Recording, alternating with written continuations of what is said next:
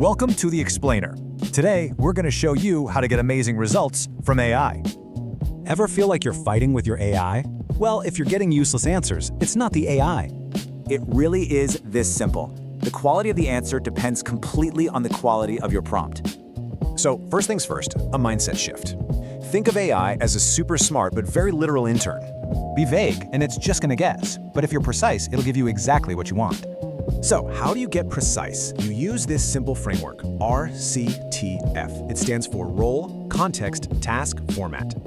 First up, R is for role. You're telling the AI who to be, like a specific expert. Next, C is for context. This is all about the why. Give it the background story. Then you've got T for task. This is the what. Be super clear about what you want it to do. And finally, F is for format. The how. Do you want a list? A table? You tell it. Okay, pro tip time. Does the order of all this stuff actually matter? Oh, you bet it does. It's because of something called recency bias. The AI pays most attention to what you say last. So use the sandwich rule. If you're using a long document, put instructions at the end too. Okay, ready to level up? Here are some quick do's and don'ts for even better prompts. This one's huge. Always be positive. Tell it what you want, not what you don't want. And give it constraints, like a word count.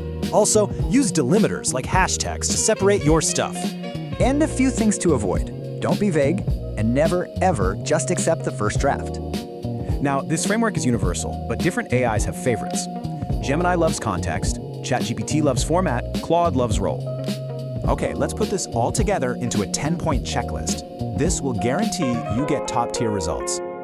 First 5, assign a persona, define your goal, use delimiters, be positive, and specify the exact length.